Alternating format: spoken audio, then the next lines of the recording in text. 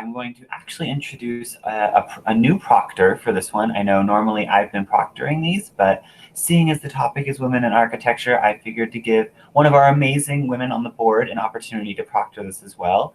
So Lauren Maloney will be proctoring this event. But before we hand it off to her, if our panelists want to introduce themselves really quickly, do feel free. We can start with Robin and then move to Elaine. Hi, everyone. I'm Robin Payne. I'm actually on the East Coast right now, architects, and I graduated 2 years ago from the University of Kansas Master's program. And during my time at KU, I was really involved and loved AIAS, so I'm happy to be back in touch with you guys. And I'm excited to see a lot of you on the board and that a lot of you are involved. Happy to be here. Hi, I'm Elaine Gallagher Adams. I graduated in 1994 with a bachelor's and a master's degree in architecture. So I've been practicing a long, long time. Started off in fairly traditional practice, specialized mostly in building renovations, historic preservation. I had an earlier degree in historic preservation, so I layered everything. And in about 2000, got passionately involved with sustainable design, ended up doing a lot of things at a national level, doing some very unusual jobs. My career took a non-traditional turn in about 2003 maybe, and now I am teaching architecture at Savannah College of Art and Design, SCAD, and I am also practicing with the largest architecture firm in the Southeast, LS3P Associates. I am practicing as the director of sustainability, however. So I get to stick my fingers in whatever projects I want to out of 350 people and upwards of 120 projects a year. So I get to have fun. All right, thank you guys for that. Really quickly, our final panelist is actually having trouble joining, but we do have Professor Nilu Vakil here on the line on my phone. So she will be joining us via my screen. So I will go ahead and unmute myself whenever she's available. Are you guys all able to hear her? If you want to speak. Hi, everybody. Awesome. Hello. Yeah, nods are being given to you, so you are able to be heard, Nilu. Okay, great. Great. Hey, everybody. Sorry about that. I'm here. Is she able to call directly in? What are you doing? How many people do we have, Ethan? We have, it looks like 11 people right now. Great. That sounds awesome. All right. Yeah, if you want to introduce yourself a little bit, Nilu. Hi, guys. So the audience is interior architecture and architecture students, I'm assuming. Yeah. And so some of you guys know me. My name is Nilu Vakil. I am an assistant professor at the KU School of Architecture and Design. I'm also a licensed architect, and I do have an architecture business. So I'm coming from the practice of architecture. So what happens is when you have a practice of architecture and you practice and you are an academic, you have a lot of insights of how women and different genders are actually treated in the profession. So I hope to share some of those with you guys and just shine a little bit light on that for everybody. Awesome. So I'm going to hand it back over to Lauren, who's going to be moderating this. But yeah, go for it. All right, so to kick it off, our first question is, have you ever felt like you had to play the minority role? So if Robin, you want to start with that? Yeah, I think when I gave my introduction, I should have said a little bit more too, that I also have a degree in business. And like Elaine, I did a little bit more of a non-traditional. So I'm at an architecture firm right now, but I do a lot of the marketing and business development. And what was interesting in that is I have felt the need to play the minority role in architecture, but moving into marketing of architecture, I then entered a majority role in that kind of part of the profession. So it was really interesting to kind of strip gender biases aside and kind of think of like what I wanted to do and what I wanted to be. And I'm happy that I'm in marketing, but I will confess that I am in a majority role now in the marketing side of it. I'm not sure what you mean by if I felt like I was forced to play the minority role. Could you maybe rephrase that? I mean, I am a majority. I was a minority role for a long, long time. So I wasn't forced into it. I just was. Mm-hmm. So Did you ever feel like that? Like what kind of information you're looking for? I've got lots of stories. Yeah, maybe if you want to share one of those stories, just like when you felt most like a kind of minority in the workforce. Well, through much of my practice, all the way until I would say 2008, maybe, I was definitely one of the only women in an office. And probably up until about 2003, I was the only woman as an architect in the offices. And other than me, the only other women were administrative, basically secretaries. I was often mistaken for secretary. I always felt like I had to work harder than the men because I was surrounded by men all the time. And so I did. I worked really hard. I also had 2 little kids. I was working 30-hour weeks instead of 40-hour weeks. Actually, by contract, I was supposed to only work 24. I ended up working 30. And my 2 little girls took a lot out of me. I had to go pick them up at a certain time. The daycare would shut down, and if you weren't there on time, if you did that like 2 or 3 times, they would call social services. So they had there was a weight to hang over your head. And I would get my work done and I'd be out the door a little bit after 5 every day. And I was told at one point, I think it was about 2001 or so, I was told during a performance review, wow, you're managing 11 projects. That's more than anybody else in the office. You're doing a great job. I said, yeah, thank you. I kind of noticed that you guys dump everything on me, but I haven't dropped the ball yet. So I think I'm doing pretty well. And he said, great. I said, isn't it time for a raise? I'm now a registered architect. I think it's time for a raise. And he said, well, I have to tell you that because you're a mother, you will never make as much per hour as the men in the office because your priorities will always be your children. I left that firm 2 months later based primarily on that comment. Little did I know I could have sued the pants off them.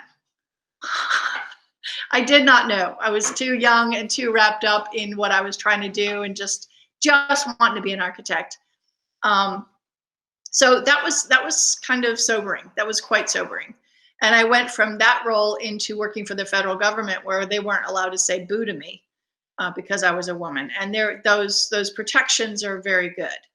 And there's something to be said for that. By the time I got out of the federal government and went to work at basically a think tank, I went to work for an energy and sustainability think tank. It was much more equitable. So I never had that kind of problem again, not really. But it was interesting. When I first got into business, when I was, even before I went to KU, I was working for architects for years before that, because I learned AutoCAD when I was in high school. So somebody told me, one of the earliest pieces of advice I got was, you're a woman in a man's field. Don't make coffee, don't answer the phones. And I never have.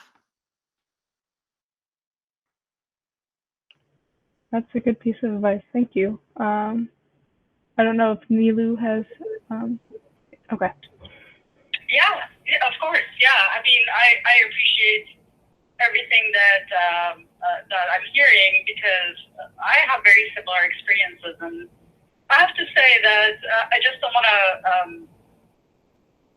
to be sort of just focusing on the negatives of the profession, which, as far as the gender equities, there's a lot of work that we have to put in our profession to make it at least equitable, somehow equitable. But it also it's the policy. It's actually the policies of the country that allows these inequitable,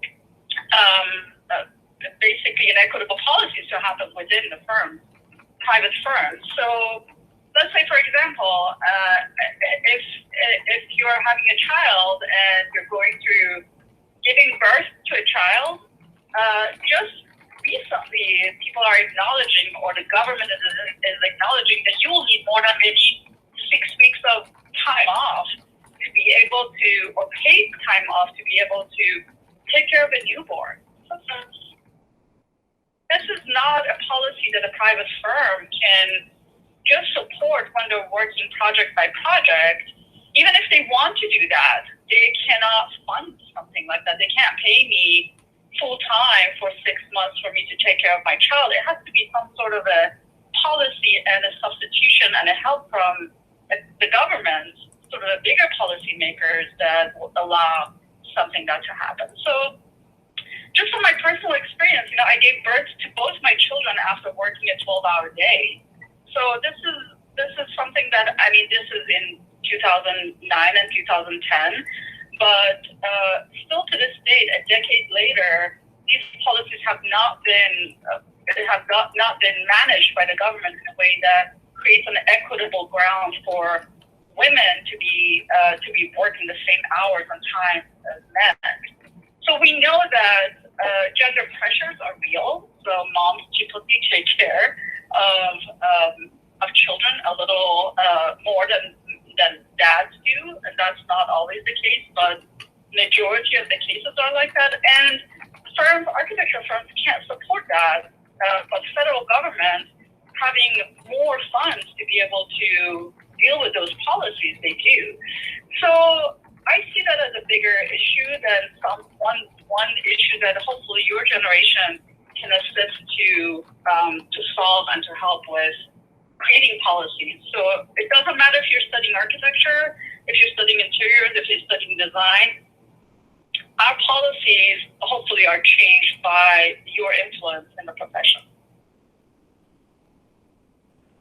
I don't know if anybody can hear me. Yeah.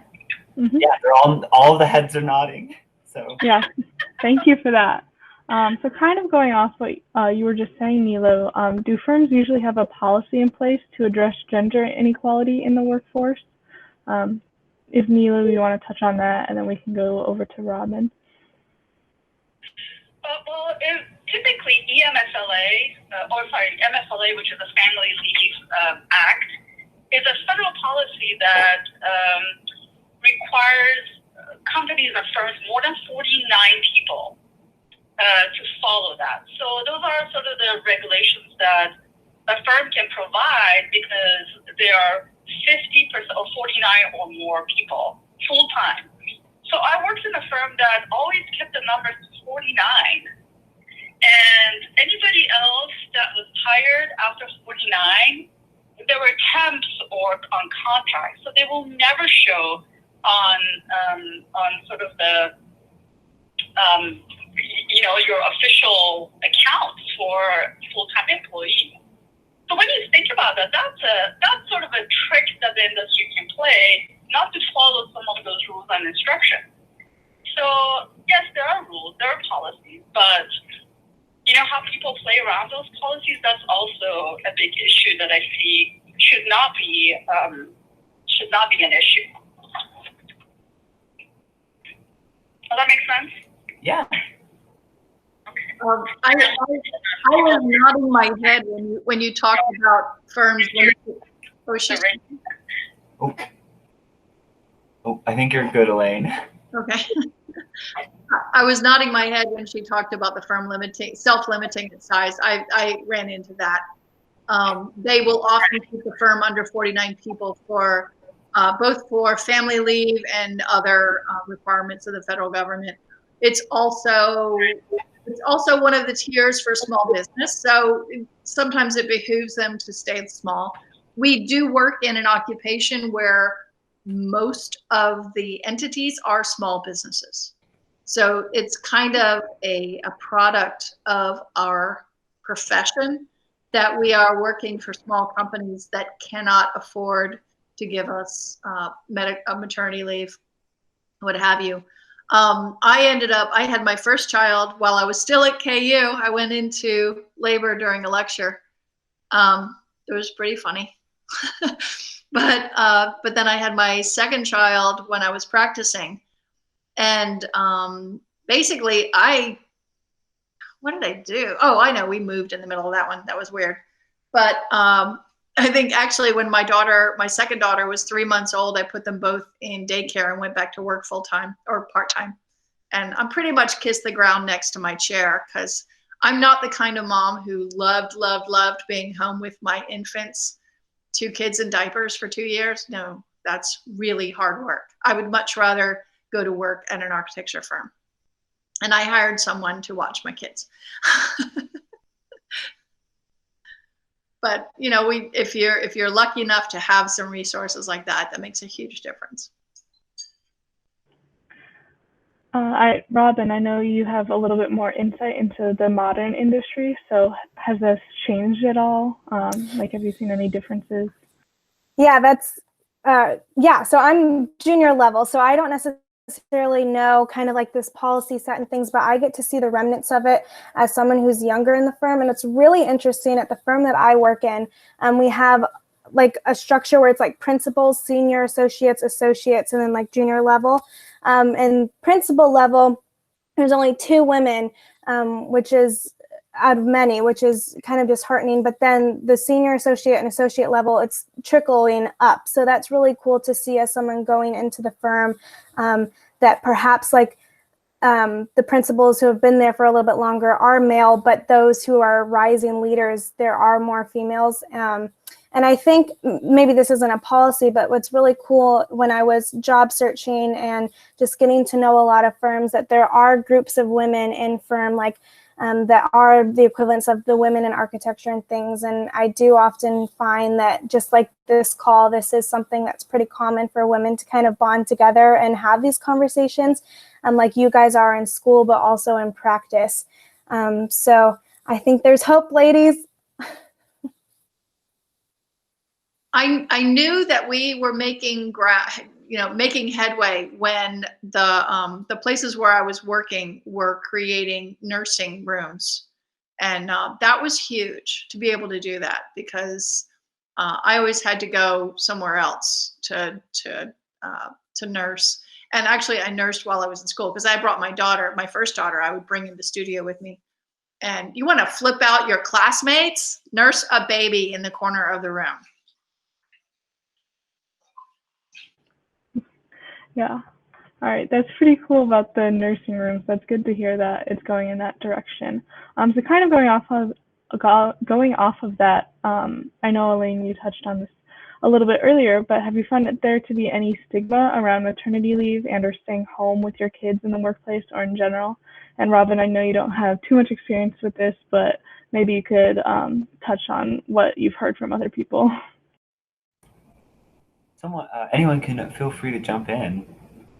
I thought it was to Robin, right? But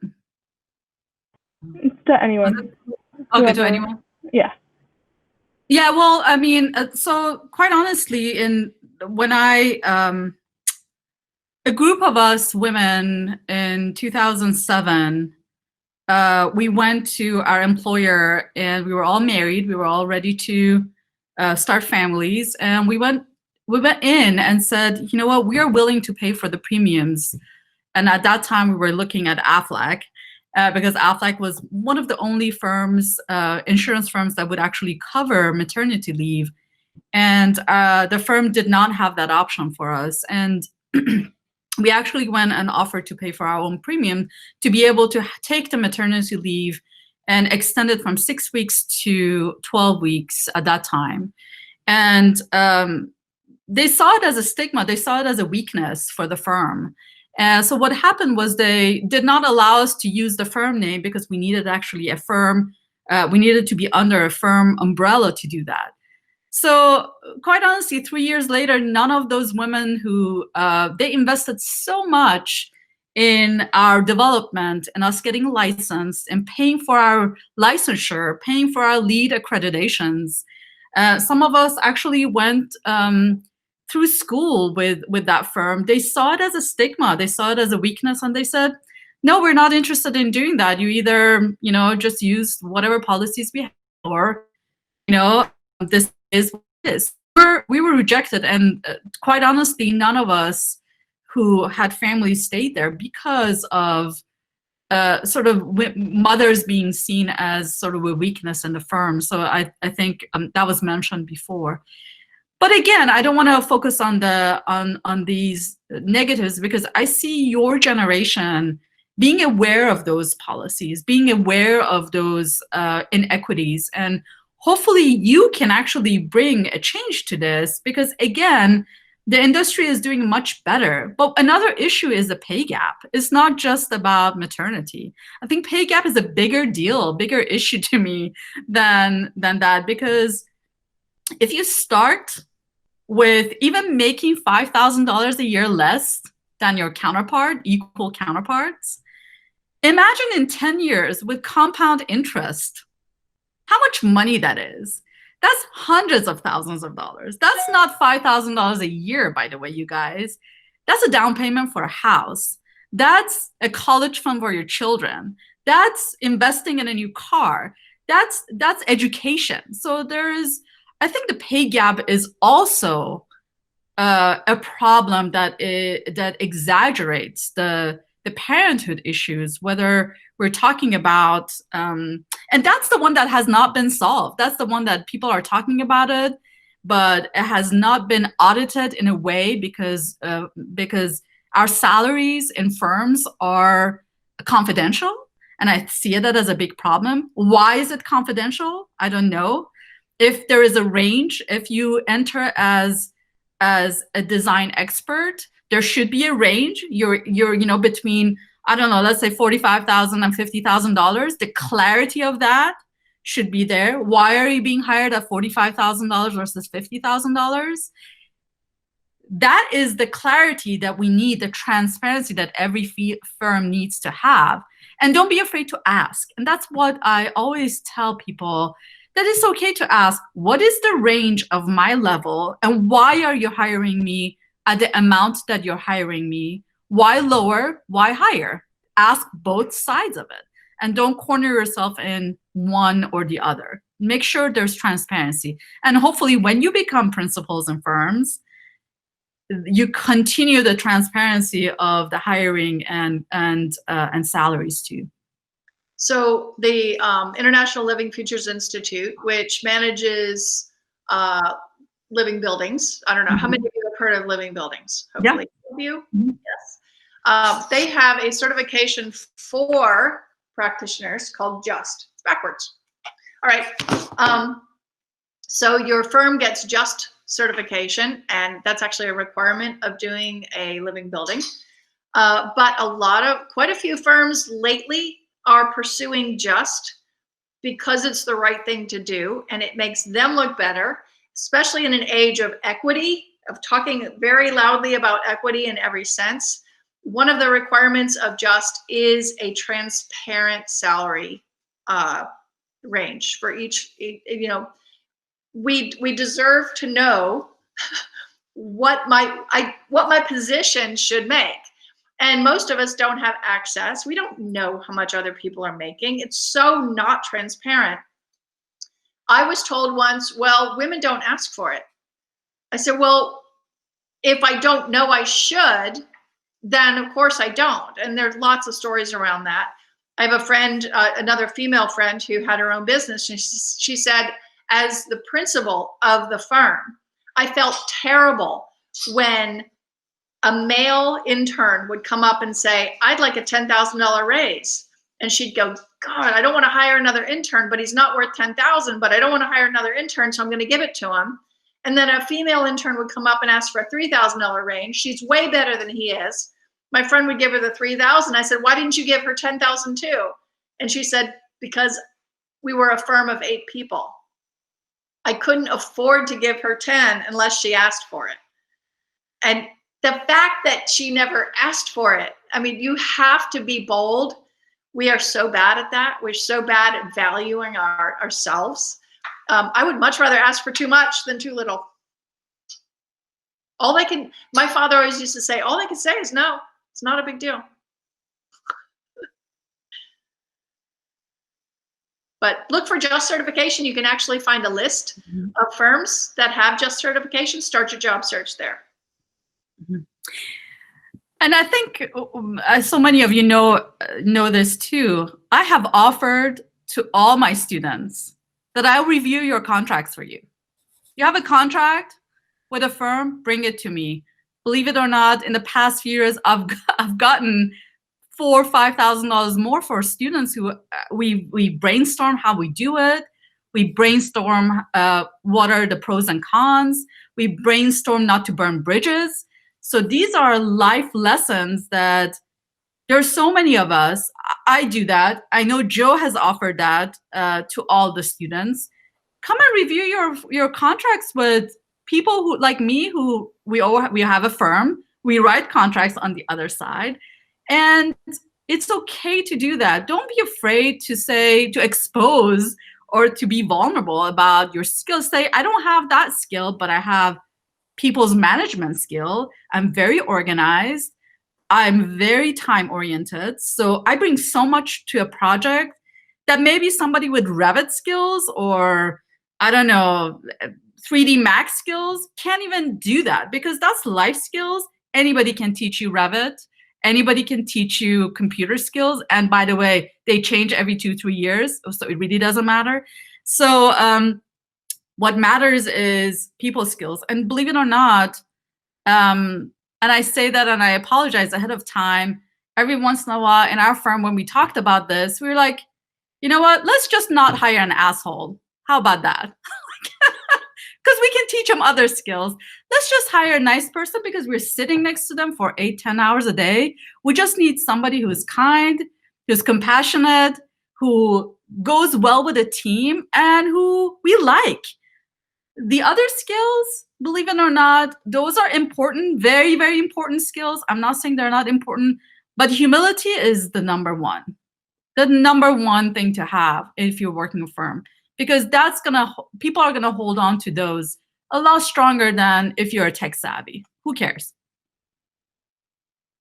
I want to underscore what Nilo said about asking for help with kind of the contracts and things. Whenever I was going through this, I was in the business school, and I asked some of my mentors, and they helped me in the negotiating process. And kind of like Elaine said, all they can do is say no. And in the negotiations, they said no to my high price, but they gave me a lot more because I asked for that higher price. After getting this, I asked for this, and we settled here. So I just went through that within the year, and that's just kind of evidence that you should absolutely kind of use your voice, but don't burn the bridges. Like, do it respectfully. And at our young, ripe age, it is helpful to have input, especially from women and stuff who have been through this. So definitely ask. And then kind of going back to the original question about the maternity leave, I have no experience with that. But what I'm now realizing as someone who does want to have kids in the future, and obviously women have all different preferences, so if you don't want to do that in the future, that's okay too, but that is something that I'm interested in, and I actually feel a lot more comfortable. I don't know how to say this because it's not, COVID's terrible, but a silver lining of working remote now is a lot of firms are realizing that you can work remote and they can't say no, and so just the flexibility that's happening in the firms. Like, I worked from home today. Sometimes I go into the office. We wear masks and such, but that was unheard of to work from home before any of this. And so I now see a path where I can go forward saying, I want to have a child and I want to work still, maybe even full time, but from home with my child. And I do think that they now can't say no because I can say, hey, I did it in 2020. What's up? I did it. I was still effective. And so this is something that we can now leverage the flexibility, I think. Awesome. Thank you guys for that. And kind of going off of that, I know you talked about negotiations and how some firms really won't treat women really well. So how do you suggest addressing these issues in an interview with a firm while being sure you don't get discriminated against during the selection process? And what are some cues in an interview that might indicate that a firm has these perceptions of female employees? Nilu, do you want to start with this one?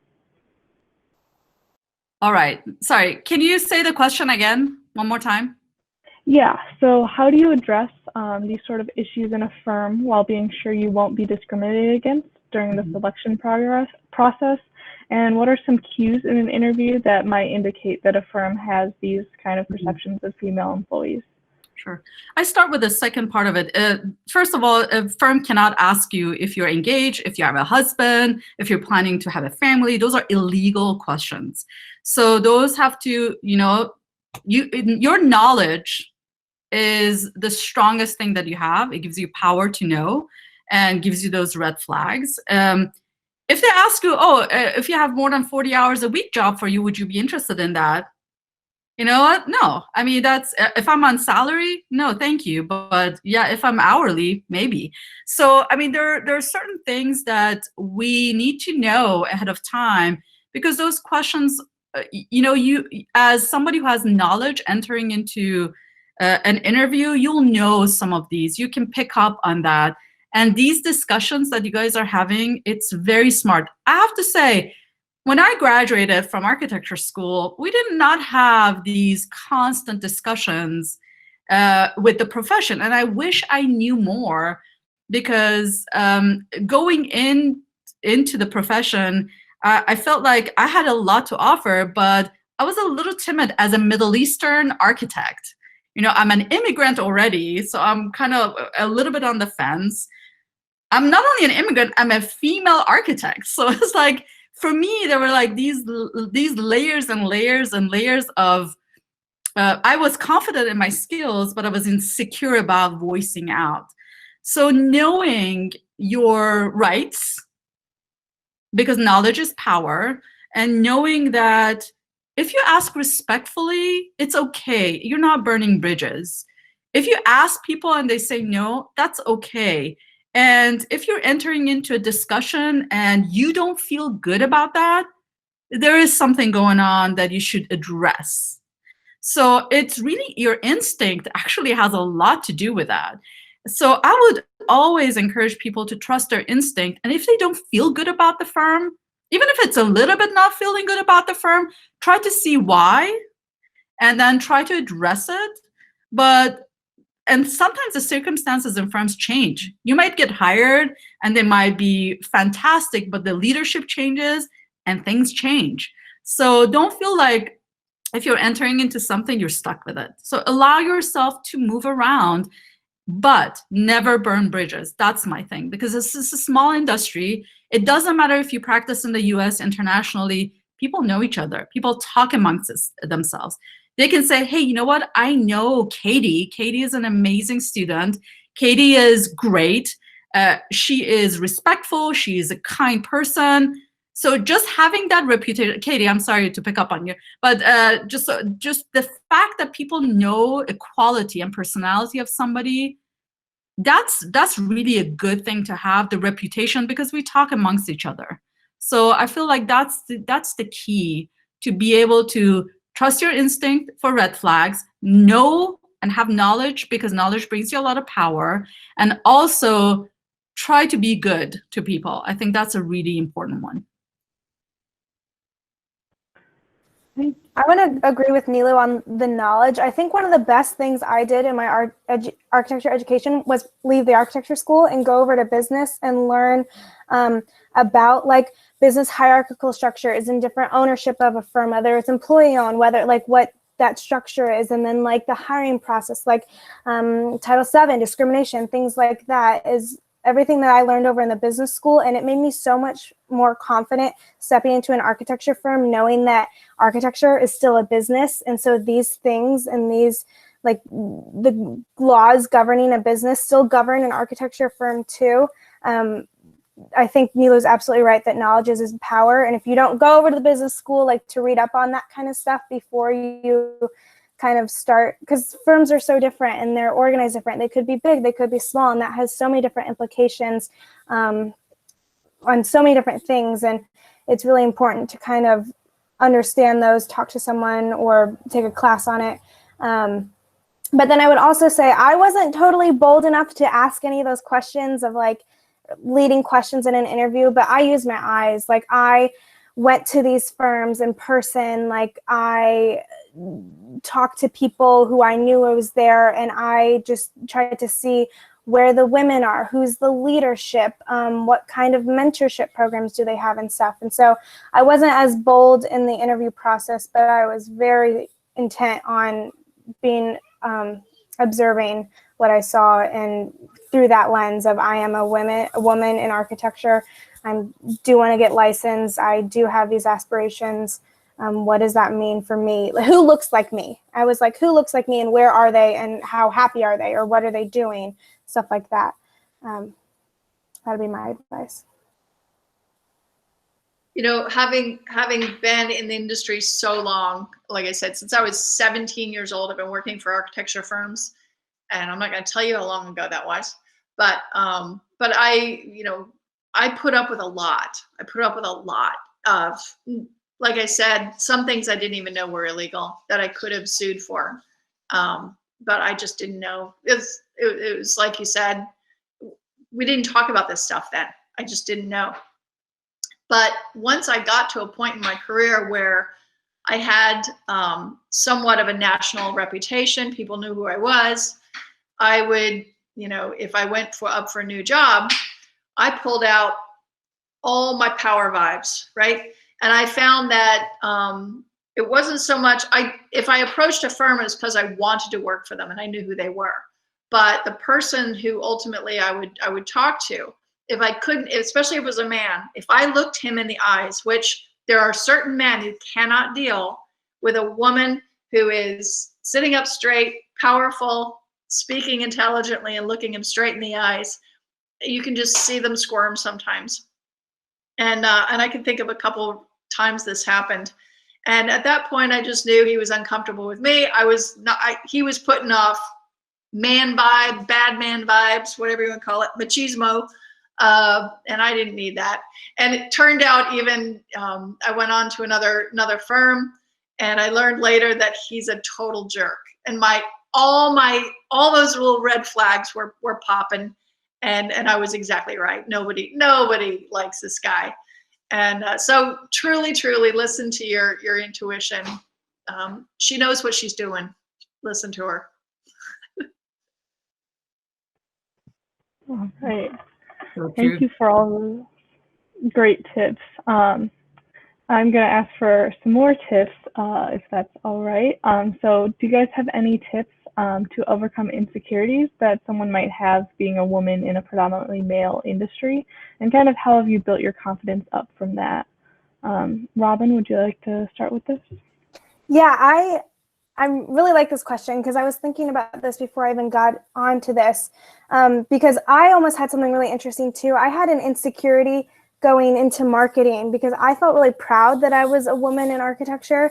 And as I had said earlier, it is a little bit more common. So I even had insecurity because I was like, no, I want to be. And then I realized like take these biases aside. Like I wanted to focus on my strengths and what I enjoyed doing. And I think that's how I most addressed my insecurities, is because I could be confident that I was doing something that I wanted to do. And so to just really like look inward and think like, what are the things that bring you joy, and what are the things that you're good at, and where do those things meet, and then run after it like crazy, and then be unapologetically you doing that. And I don't know, like once you kind of find that synergy of what, I think the insecurities can melt away, but you just have to let them, because you find that one thing. And then no matter whether you're doing something that traditionally women do, but you're proud of doing it, or if you do something that men are doing, but you're equally proud and badass doing it, find that thing. Your word, unapologetically, is exactly right. Do not apologize unless you've sincerely done something wrong, you screwed up, and then absolutely apologize. But be unapologetically you. That is such great advice. And I found early on, I became very, very knowledgeable about zoning and building codes, mostly because I was scared to death that I was going to design something that couldn't be built. So I got very, very familiar with it. And then pretty soon I was being asked to check other people's projects and other people's, and I became the code queen in a very large firm. And I was 32. I don't know, I was pretty young. But knowing that level of detail and being able to look at any project and quote code made me the first filter for every project that came in. I did a zoning analysis. I told people what we could do and if we had enough room for this and that. And then it got to go to the project architects. And here I was, I can't remember how old I was, but anyway, fairly young in the firm. And so once I had a specific knowledge that other people didn't, I found my voice. I was also the only one who was knowledgeable about historic preservation. I was getting our clients millions and millions of dollars in tax credits just through my work and just through things that I would help them with and tell them to do. And I started getting invited by leadership to go to award ceremonies. It helps that I was the only chick in the office because they just wanted somebody in a skirt to represent the firm, but I got to go. So that put me in the limelight.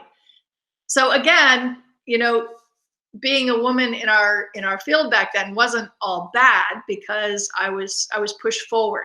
If we were going for big projects, we need a woman. You know, we needed to show diversity. So get Elaine, and I started doing marketing. So I went from being the code queen to being the person who they started relying on for marketing. They brought in public speaking coaches. I learned how to give a presentation and how not to say I became very knowledgeable about our business, and more I was pushed forward. Oh, all by the way, all during that time, also running projects. So I became kind of a go-to person for a lot of things. I found confidence, and as soon as I found confidence, I was unstoppable. And my career just went crazy, a crazy fortunate trajectory. But it's all about, so much is about confidence and being unapologetically you. If you're interested in something, learn a lot about it, become the expert. Right, and I want to echo both what Robin and Elaine are saying, because I think in addition to not apologizing, I think it's knowledge. You have to know what you're talking about, because that brings confidence. I mean, if you know what you're talking about, if you do your homework and prepared, I think practicing, rehearsing, even if it's just, you know, in front of a mirror with yourself, those bring confidence, because then you have practice in your head. You know what to expect. It might sound ridiculous, but try to do that with your studio projects. Rehearse it a couple of times, 2-3 times before you go up there. You see the difference, the amount of confidence and knowledge that you bring to it. It will kind of change the way you feel about it. And as soon as you feel very confident, you never want to go back. So I think that's the key to me. It's to know what you're talking about, and that brings confidence. And you know what? And it's okay to apologize for things that you do wrong, but do not start any conversation with saying, "Oh, I'm sorry." And female students do that a lot. You know, they go up to present a project and they start with, "Oh, sorry, you know, I chose this plan. Sorry." I'm like, wait a minute, why are you apologizing for a great project you've done, which is better than anybody else in the room? Why do you keep apologizing? So I feel like that's, you know, just get that "I'm sorry" out of your language, unless you need it, unless you're really apologizing for something, because sorry can't be a filler word for female people. I mean, you cannot use that as a filler word. You pick something else, pick you know, pick pick something else. Don't pick sorry for your filler word. And don't start an email with sorry. I mean, a lot of people do that. Just why is that? And I don't understand, and I hear it 90% of the time from our female students than our male students. And it just kind of it bothers me a lot that that immediately projects a lack of confidence when you start a conversation with a 20 minutes on vocabulary of women, and I see it as a teacher as well.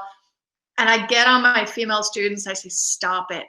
I can't tell you how often a female student, mostly female, not always, some of the guys do it, they'll say, I tried to do, this is my project, I tried to do this. I said, stop it, you did it. Stop saying I tried, because people will just hear, I tried. I have female students who end every sentence with a question mark. Grr.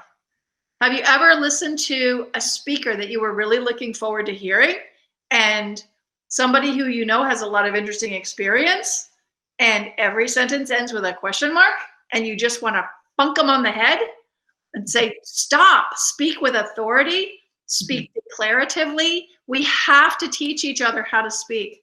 I'm running a collaborative class right now at SCAD. It's all women except for 2 brave boys. And the likes in that classroom are making me crazy. We've been in school now 3 weeks, and every like word is like this, because like they don't like know what else to like say. And I'm teaching online. In class, I would take them aside and talk to them. It's so much harder for me to work with them on their verbal skills. And it's very frustrating. It's almost always the women. I really like this word that we keep saying is confidence. And I just wonder if we always start things saying I'm sorry and stuff because we've been wounded. And so we think we have to say I'm sorry. And so for that, that's just a really sad reality. But it's just interesting that this question you asked was, how do we address insecurities? And the answer that we keep saying is confidence. And so that kind of seems like, how do you get from insecurity to confidence? And I think the answer is like, you like fake it till you make it. And you try and push through those insecurity, and you just keep being unapologetically, and you find that confidence, and then it gets easier. So just know that on the other side, and after a few hard times, and maybe there'll be pushback, whatever, but if you just stay confident and you don't kind of go into the urge to say I'm sorry because you've had these wounds, then I truly do think that, like Elaine said, like she started getting pushed. So once you kind of continue to stay confident, you prove that confidence, you consistently remain confident, then it starts to sweep you forward, and it will pay off in dividends. But it's just, you address the insecurities by not letting yourself be insecure and finding confidence. And I have to say, school is the best place to practice all of this, because you don't have a lot of big consequences if you make mistakes. So this is a place to practice. So just filter out those likes and the sorries and the question marks at the end of every sentence, and don't say try. And I totally agree with Elaine that that's not, you don't say try, you did it. You might have sucked at it, but you did it. So that's a different story, but you still did it. The school has to be an opportunity for us to test things out, and for us to be able to be transparent, make mistakes, and get them fixed. And you know what? And you have to keep me accountable and say, hey, Nilu, you have to tell me how to do a great presentation. Tell me how to provide a perfect presentation. Can I come practice with you? And believe it or not, I will always practice with you. That's the key. There is not a single professor or a mentor at the student level that I know that is not wanting you to succeed. And use your resources. I think that's the key, because the school is all about these resources. So if you use those resources and you keep me also accountable and remind me that I am here to make sure that you filter those words out and you exude confidence, that's also part of you guys developing me to become a better professional. So it's not just one way. I learned so many things from you guys every single day. That should give you a confidence right there, because your engagement with your instructors is as important as my knowledge of ordering system and architecture and tectonics and portfolios to you guys, because you bring that view into this conversation that I don't have. You know, I'm a 40-something-year-old mom of 2. You bring the view from the world that is different from my world, and I really need that to be relevant. So that is what you bring to the conversation, and that only that itself should give you a lot of confidence. I also want to say one more thing, and that's psychology. Also realize the power that you have in manipulating the situations and not manipulating. Okay, I don't want to say it like that, but like setting the tone. Like, oh, I just said like. But if I were to start, I'm sorry, then everybody's going to brace themselves for failure. If you start with like, if you just have a different body language, like what's this versus like this, and the things that you can control by being intentional about being unapologetically you, and just read up on psychology and things. And when you walk into a room as a woman, you can, kind of like Elaine said, she was watching the body language of the man and she knew things, but you can also use your body language and what you know to also push yourself forward. Don't be afraid to be a little terrifying. It's okay. But also lean into your womanhood, and you can also, that's the thing, like you can be terrifying sometimes, and you can also be maybe a little bit more nurturing sometimes, and that's just knowing, use the psychology to your benefit. I think you can be pretty strategic with how you present yourself. You know, I have Michelle Obama's "get comfortable with a little bit of a greatness" in my head all the time. You know, she says, get comfortable with a little bit of a greatness, and we all have to be comfortable with a little bit of a greatness. So I think that's important. I have one other thing to add, and Lauren, I don't know if we're done or almost sort of wrapping things up, but I just want to make sure that I want to share with this group. I had an expert in strategic engagement from Gould Evans giving my ethics class a lecture, which I thought during these virtual worlds that we're in, I asked her to talk about ethics in the virtual world. How do you interview? How do you talk to people?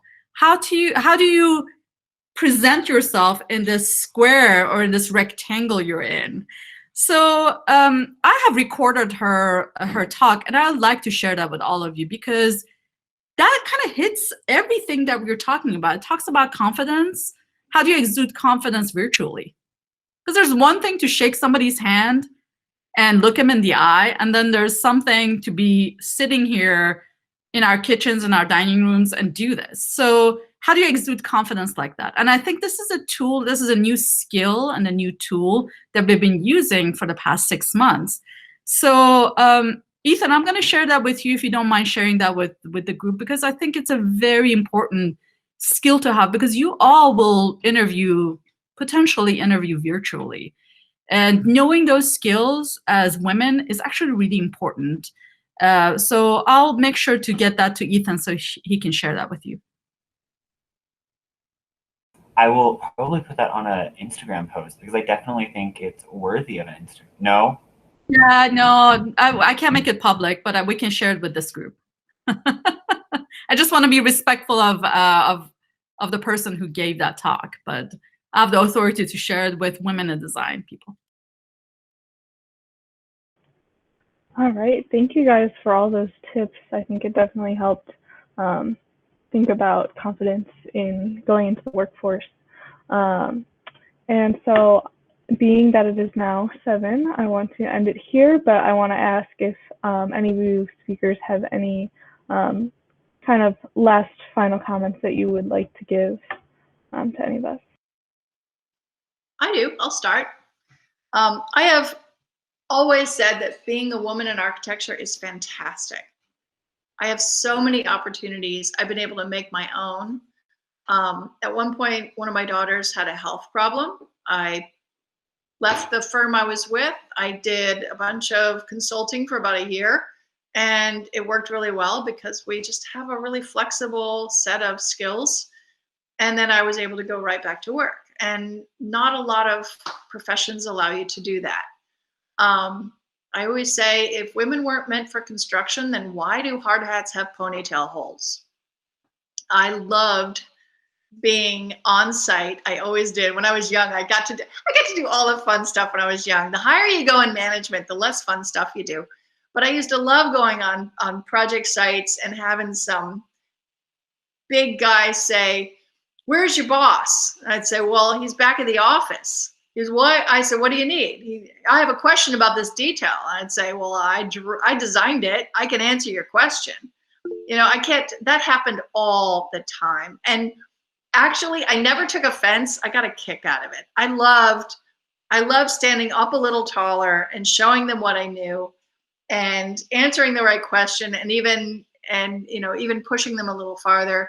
And I still love doing that. And it's kind of probably a sick thing after a while, because if I know that somebody's giving me a hard time, I will stand up that much straighter and I will be that much smarter.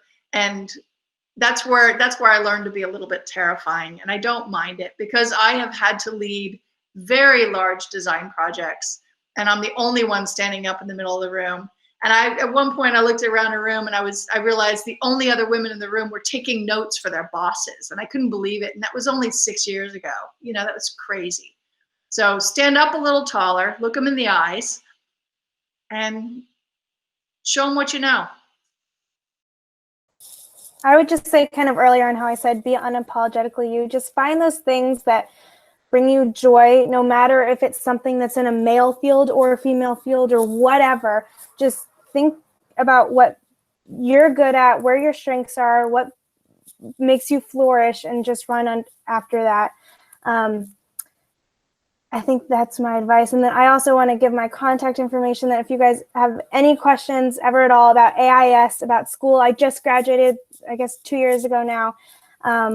But please reach out. It's just my name, Robyn, ROBYN, Payne, PAYNE, @gmail.com. And I'd love to hear with you guys and continue the conversation. If there's anything I can do, just send me an email and I'll be there.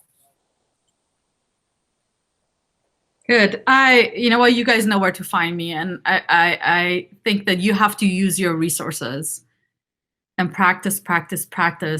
Don't be afraid to practice. I think that makes it a lot more enjoyable when you know what you're talking about, and that brings you confidence. So just make sure you reach out. I put the etiquette and networking lecture on this on the post here, or on the chat here. So you're welcome to use it, practice it, set your cameras the way she is saying to set your cameras. So I feel like that was the most relevant lecture I've had in my ethics class these days. That was very relevant. So please use it. Again, you will probably take this class with me at some point, but again, if you have any questions, you know where to find me.